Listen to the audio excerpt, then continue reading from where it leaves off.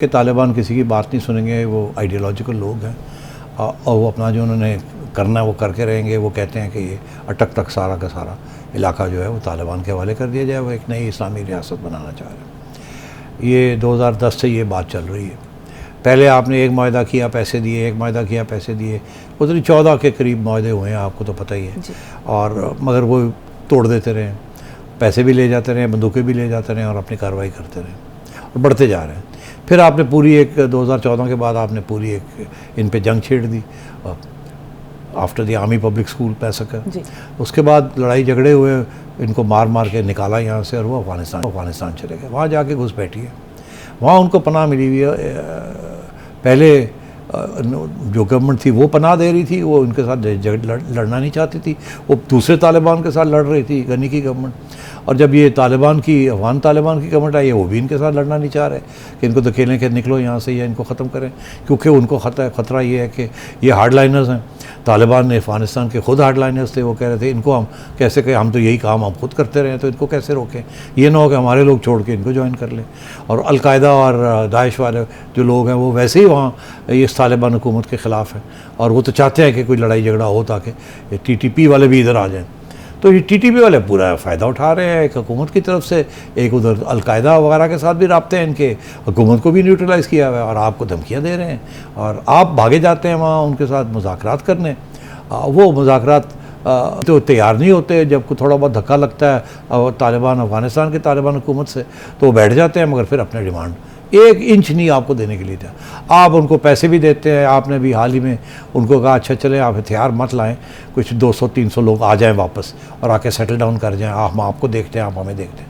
उन्होंने वो भी फ़ायदा उठा लिया, आ गए और यहाँ आके हथियार भी साथ ले आए और यहाँ दहशतगर्दी शुरू करनी कर दी, किडनैपिंग्स ये वो वगैरह। और वहाँ के जो फाटा के जो लोग हैं वो परेशान हो गए हैं, जी यहाँ ये हो रहा है, वहाँ एहतजाज शुरू हो गए।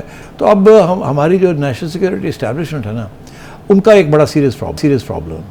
एक प्रॉब्लम तो ये है कि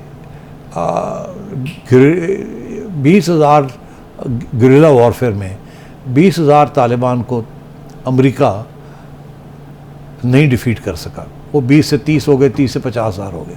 अमेरिका की फ़ौज और वाकई वहाँ की फ़ौज उस वक्त 2-3 लाख के करीब थी, वो नहीं डिफीट कर सकी। 1:10 का रेशियो भी हो तो बड़ा मुश्किल हो जाता है गुरिल्ला वॉरफेयर के अंदर इस किस्म की चीज़ को। वियतनाम के अंदर हमने देख लिया, हर जगह पे हमने देख लिया। तो अब ये 20,000 के करीब ये TTP के लोग हैं जो वहाँ बैठे हुए हैं। ज़ाहिर है यहाँ इन इलाकों में, हमारे इलाकों में भी हमदर्दियाँ हैं, इनके ऐसे लोग हैं जो इनको पनाह भी देते हैं और पैसे वैसे भी देते होंगे। तो अब बात यह है कि इतना आसान नहीं है इनको ख़त्म करना, सेटलमेंट इनके साथ करने की कोशिश की होती नहीं है। तो अब मुझे तो ऐसे लगता है कि ये एक जंग है, ये चलेगी अब। अच्छा, अब जंग कैसे चलेगी? जंग की टर्म्स एंड कंडीशंस तो वो फैसला कर रहे हैं, हमने कहाँ अटैक करना है, कहाँ जाना है, कहाँ आना है, क्या करना है। आप तो बैठे हुए हैं, यहाँ आते हैं तो आप भागे जाते हैं वहाँ लौटने के लिए, वो वहाँ चले जाते हैं, आप चले। अगर आप ज़्यादा प्रेशर डालते हैं वो वापस अफगानिस्तान में चले जाते हैं, आप पीछे जा नहीं सकते, आप पीछे जा नहीं सकते। ऐसे ही होता था ना जबकि TTA के लोग पाकिस्तान में थे तो अमेरिकन फोर्सेस उनको जब पीछे आती थी तो बॉर्डर क्रॉस कर पाकिस्तान आ जाते थे और अमेरिकन आके रुक जाते थे वहाँ। और जब 1-2 दफ़ा वहाँ से कोई मसला भी बना तो आपको याद है पाकिस्तान का रिएक्शन क्या था कि उनकी फोर्सेस अंदर आ गई, सलाला में वो अटैक हो गया और इसके बाद हमने नेटो के सारे रोड्स रोक दिए कि हमारी यहाँ पे सरजमीन कैसे बॉर्डर क्रॉस किया। तो यही मसले अब बने हुए हैं। पहले वो एक जूती इस तरफ से, अब जूती उस तरफ है। तो 2 एक्सट्रीम्स हैं ना सेठी साहब, मुज़ाकरात है हमारे पास हल या ऑपरेशन है, ये 2 एक्सट्रीम्स हैं, दरमियान की कोई सूरत हाल नहीं है। दरमियान में हमेशा होती है, जो हमेशा दरमियान में होती है कि जब आप लड़ रहे हों तो बात भी करते हैं, मगर बात यह है कि ये जब लड़ रहे होते हैं तो बात नहीं करते और जब बात कर रहे होते हैं तो लड़ते नहीं हैं। अब सूरत हाल ये है कि एक इशू रह गया और वो डिबेट होगा, मैं आपको बता दूँ।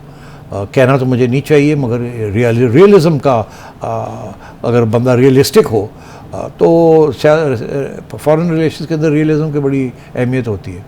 रियलिज़म क्या है? आप इनके साथ लड़ते हैं, इनको धकेल देते हैं वापस अफगानिस्तान में, इनके वहाँ हाइड आउट्स हैं, कैंप्स हैं इनके, आप वहाँ पहुँच नहीं सकते।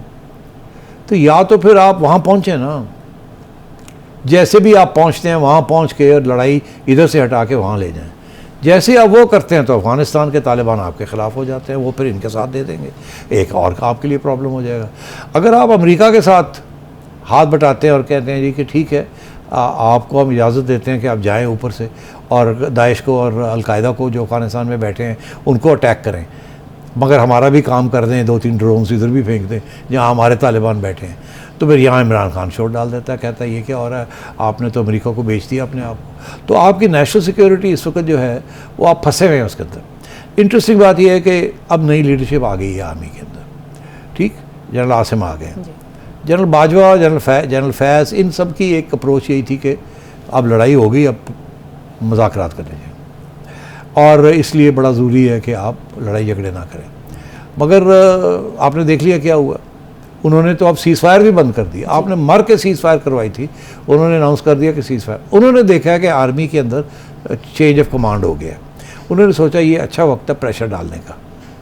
अच्छा, यहाँ से क्या हुआ, यहाँ से एक नई डेलीगेशन चली गई है काबुल। आपने पढ़ा ही होगा कि नई डेलीगेशन काबुल चली गई और कौन लीड कर रहा है उसको, हिना रब्बानी खान। हिना रब्बानी खान। अब देखिए, Hina is a wonderful lady, Hina is a very competent foreign minister of state, वो सारे इश्यूज़ को समझती है। सवाल मेरे जहन में ये है कि क्या तालिबान के साथ नेगोशिएशन करने के लिए किसी खातून को भेजना चाहिए था या नहीं। वो उनका जो रवैया है टुवर्ड्स ख़वातीन वो तो आपको पता ही है क्या है। तो ये मुझे नहीं पता आप क्या कैलकुलेशंस थी इनकी कि उन्होंने हिना को इस डेलीगेशन का हिस्सा बना दिया है। अब वो तालिबान वहाँ जो हैं वो क्या उनका रवैया होगा, क्योंकि वहाँ अगर बातचीत होनी है तो TTA और TTP दोनों के साथ बात करनी पड़ेगी। तो उनका तो रवैया, वो तो बच्चियों को पढ़ाई नहीं करना चाहते, तो क्या अक्रॉस द टेबल बैठ के वो बात करेंगे। कल को वो कहते हैं हम नहीं बात करते इसके साथ, तो आपकी क्या इज्जत रह जाएगी, आपकी सारी डेलीगेशन फारग हो जाएगी, आपकी फॉरेन मिनिस्टर ऑफ स्टेट की बेइज्जती हो। तो इसलिए मैं ये समझता हूँ कि टॉक फाइट, इनको बातचीत हमेशा चलनी चाहिए, क्योंकि बातचीत के साथ रास्ते निकलते हैं।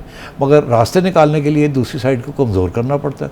दूसरी साइड जो मिलिट्री के ऊपर बेस करती है उसको मिलिटरीली कमज़ोर करना पड़ता है। अब वो कैसे करेंगे, आप यहाँ आप जंग करेंगे तो वो चले जाएंगे वापस, तो क्या फिर सारी उम्र के लिए आप अपनी फ़ौजें यहाँ रख देंगे और वो आके चुन के आके 2-2, 4-4 लोगों के जट्ठे बेच के वो बम फाड़ते रहेंगे, तो आप बैठे रहेंगे यहाँ। तो ये फ़ाइट जो है ये आपको ले जानी पड़ेगी अफ़गानिस्तान, जहाँ वो बैठे हुए हैं, वहाँ उनको कमज़ोर करना पड़ेगा। वो कैसे वो करना है ये आप बेहतर जानते हैं, मैं ना ही बोलूँ तो अच्छा है।